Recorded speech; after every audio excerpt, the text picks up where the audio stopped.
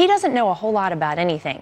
There was nothing nefarious. Well, the president says he was a bad lawyer. There was nothing nefarious that ever happened as it relates to Trump Tower, to Russia, to any of these things.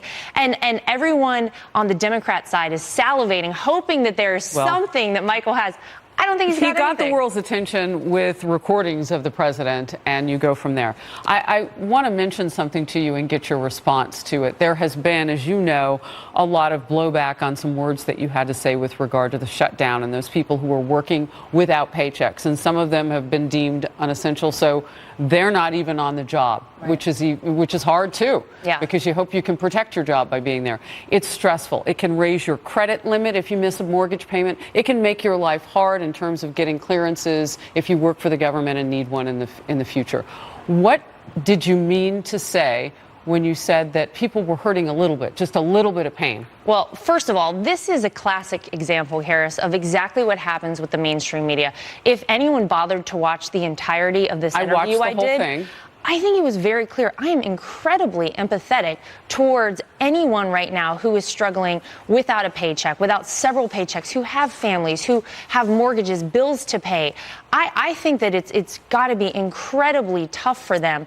But my whole point was that the president is standing strong on his position because this is really about the future of our country, about fixing that immigration system. Laura, you issued a statement. Yes. You felt like you needed to do that. Yeah. And what was the statement and what do you think you corrected? Well, I just want people to know out there that the mainstream media is very disingenuous. They took a couple of words that I said out of what was a completely legitimate and acceptable statement that I had to say about, and by the way, I thank the workers. I think that they really are sacrificing right now, and we understand that. I think America understands that. You said that they should be thanked for their sacrifice. They really should. And for the mainstream media to take one little blurb out of what I said, misconstrue it, and misrepresent what I had to say is completely unacceptable. And it's why the president calls the media a lot of fake news these days. That is the exact thing. I have a lot of respect for anyone who is a government worker, who has not been paid, who is trying to make ends meet right now. And the fact that anyone would portray me in any other light, I found very upsetting. So I wanted to set the record straight.